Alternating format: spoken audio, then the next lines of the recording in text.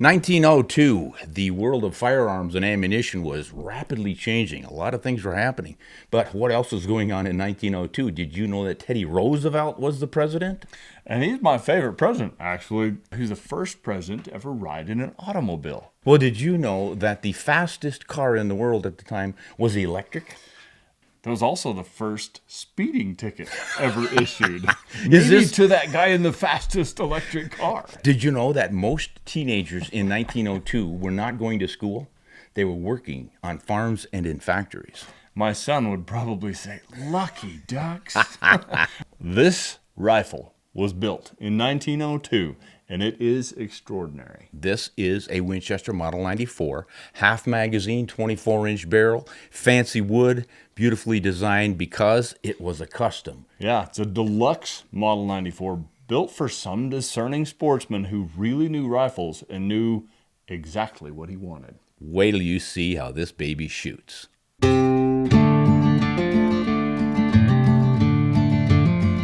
Well, the 30-30 was a pretty hot cartridge in 1902 because smokeless powder, it was the first U.S. commercial citizens cartridge that was loaded with smokeless powder in 1895. Specifically designed for hunting and for use in the Model 94 lever action. And it went on to become a household name among deer hunters, and it's still in regular use in whitetail woods across the nation. It's proved to have real staying power. Yeah, and that's amazing. Both the rifle and the cartridge. I mean, who'd have thought that back in an era when cars were just getting started and the president was applauded because he rode in one. Yeah. The rifles that they made in those days would still be viable today. There's a lot of people hunting this. The 1894 Winchester lever action rifle and the 30-30 cartridge are still wildly popular today. Yes. Why is that? Well, I think there's a few reasons. The lever action is a true American design. Along with the banjo, it may be one of the two great things that Americans have contributed. Never thought of the banjo as being a part of it. Well, banjos are, as far as I know, one of the only true American instruments. It's good. Rooted here. And the lever action is our contribution to the firearms world. You're right. What happened originally with lever action? Spencer had a lever action. Henry had a lever action. Volcanic and Jennings Volcanic got it started. So Americans invented the lever action rifle. We were really the only, I can't think of any other countries that had any except for Finland with the Sacco Finwolf. That was a lever action, but that was in the 1950s or so. Yeah. So the Model 94 was treasured because the rifles are so sleek and light. They balance beautifully. They're fast firing. They're potent on big game without recoiling a lot. 150 to 170 grain bullet at 2,200 to 2,400 feet per second. Killed a lot of stuff really well. They're just easy to shoot well. This specific rifle is kind of like the cream of the crop. It was built in what many people consider to be the golden age of fine gun making. This was back when most firearms were hand fit and hand tuned. All the parts were beautifully married together. Great Britain was turning out the pinnacle of their Holland and Hollands and Rigby's and Boss. We're talking shotguns and double rifles, double shotguns, some of the finest. Well, the same thing in the U.S. You had the Foxes, and LCs, LC Smiths, and all the fine shotguns that were made in this country. Yeah, it was the era of fine firearms manufacturing, and the public loved it. They would take firearms to shows and exhibitions like the World's Exhibition Annual, whatever they were doing, their World's Fair sort of things, and rifles would win prizes. Today, they wouldn't let them in the door. Which is sad. It is definitely sad. But this specific rifle, as we mentioned, had to have been commissioned by somebody who really knew their stuff. Because as you can see, it's got presentation grade wood, just beautifully figured wood. It's got a 24-inch light tapered barrel. It's got a beautiful rear sight with a folding leaf. Oh, there's a folding leaf on there. Yeah. Yep, it's spring-loaded. And then it's got this tang sight, which when you look at it and examine it closely, it's pretty clear that it was fit and installed at the factory. You can turn it. It's click adjustable for elevation. It's a takedown design, so that discerning sportsman, if he's a traveling man, he can put this in a briefcase-sized gun case, take it on the train with him, stow it underneath the seat of a buggy or a buckboard wagon, whatever the case may be. Just a wonderfully configured rifle. For whatever reason, it was babied like few I've ever seen. You can look at the condition close, and you can see, too, there's some niter bluing on the small parts of this rifle. On the extractor. That was an upgrade, if I'm not mistaken, and it's actually a type of bluing that deteriorates quickly with a lot of exposure to sunlight and use. So, again, this rifle was really beautifully built, beautifully taken care of. You look at the color case hardening on the lever, the beautiful fitting of the grip cap. Well, something I noticed, Joseph, is the slimness of the stock. So many rifles have the big, fat beaver tail style stocks and things on them, and this thing is just slim and trim, and you feel it when you handle it. But it matches the slim action, and that's another feature of the Model 94 that so many people came to appreciate. It was a great saddle gun because how easily it'll slip into a scabbard. Yeah. That's one thing.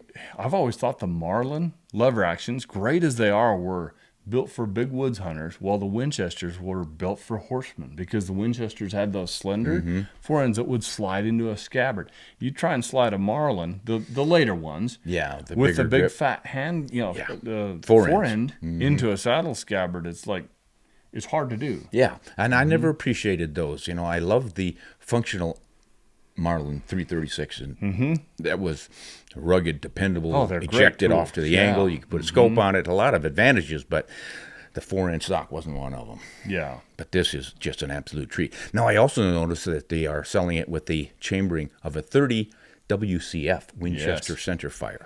That was the name of the original 3030. Winchester didn't call it the 3030 Winchester until Marlin started building rifles, chambering it for it. They didn't want to label it Winchester. That was their competition. So they labeled it the 3030 Marlin. And a few other names and other manufacturers. I think UMC was loading ammunition, and they called it something a little bit different too.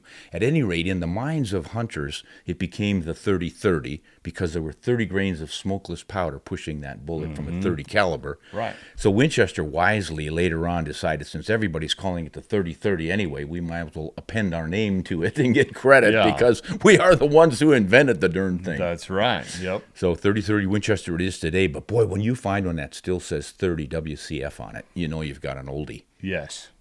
Yep. And those old ones are just, there's nothing quite like them.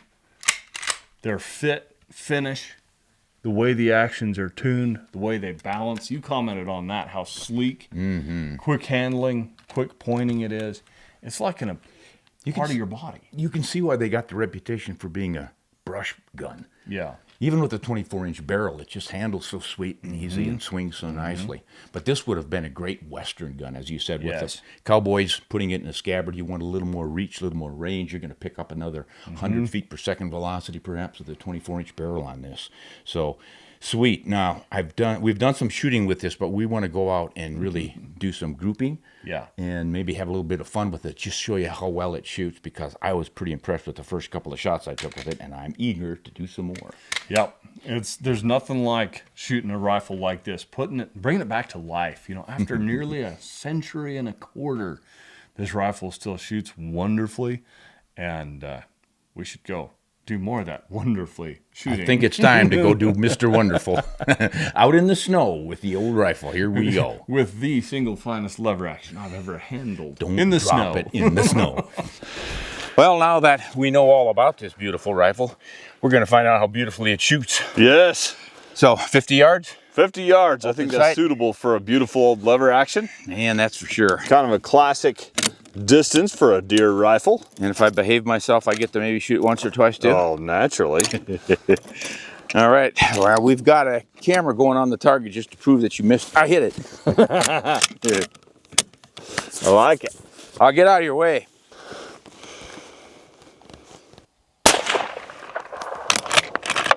I think you got a bullseye. Pretty close. Just underneath it, I see one. Woo! Boy, she shoots. I think the deer are in trouble. It'll be fun to walk out and look at it at least. Yeah, let's go see what's hit. Well, what's cool is I was aiming right there. Oh, yeah? I was balancing the little red dot as well as I could see. Yep. On the top of that little ivory bead. Mind if I try a... No, please do. I'd love to. That is such a sweet shooting little lever action. Looks good. See why it shouldn't be good. Right. I'm gonna cheat a little bit.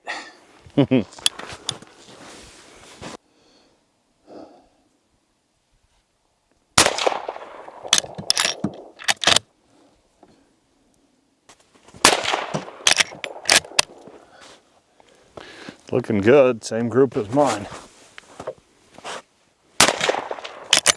Nice. Boy, that is a slick, slim rifle. I love that slim stock. I could carry that in the woods. No doubt. The deer wouldn't mind either because they'd be pretty safe. It balances and points beautifully. It's almost like a shotgun. I like that little peep too. Yeah. You said you wanted $300 for it? Holy moly, I hit your hole. Yes, you did. Look Right at there. that. I hit a bullseye. Way to go. We're doing the modern thing with classic rifles. That is awesome. Yeah, we both shot the same size groups. 1, 2, 3, 1, 2, 3. That is great. Open sight 30-30. Says something for the usability of those fine old rifles. Yeah.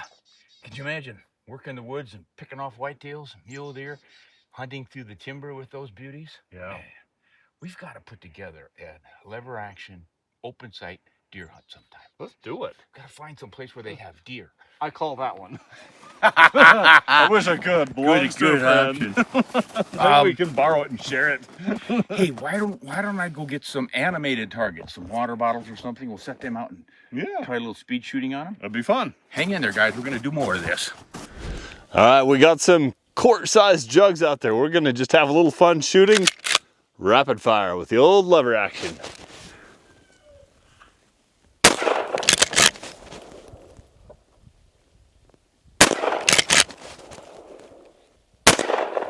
Got him. That'll do. Well, looks like it's my turn with this sweet old Model 94. Good old days.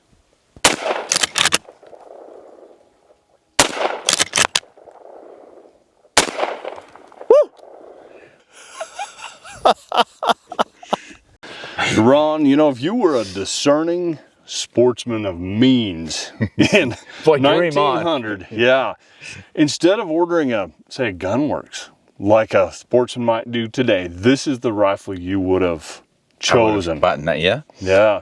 Superb craftsmanship, excellent sighting system, all-American performance in that lever action, really good smokeless powder cartridge.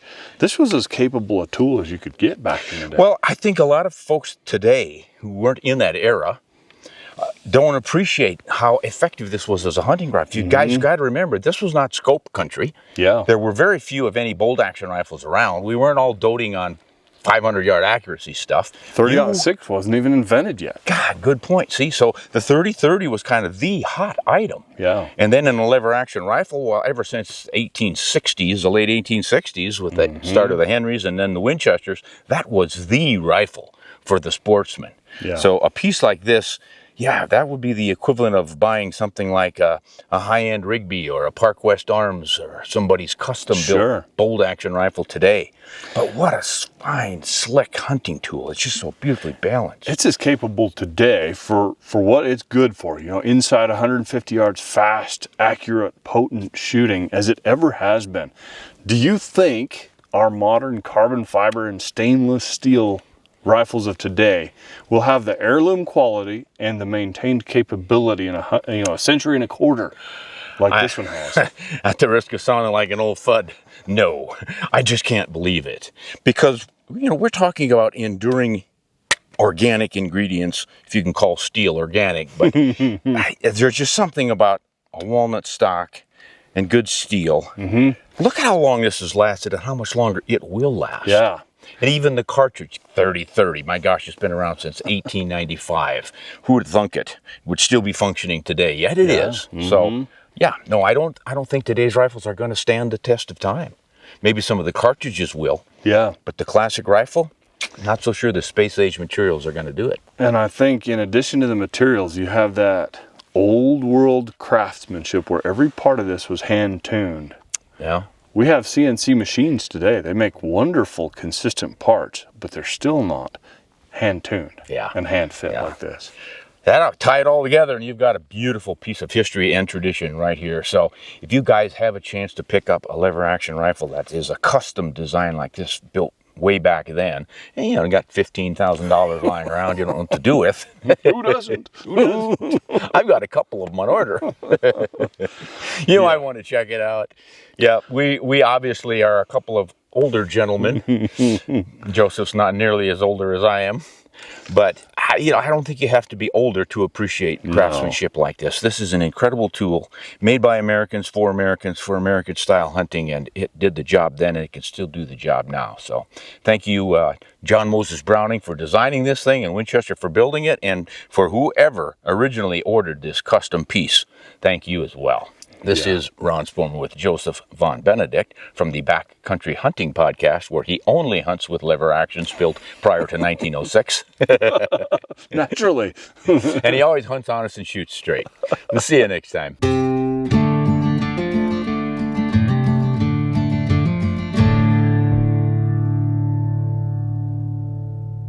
But get this isn't so lucky. The leading causes of death at the time, infection and diarrhea.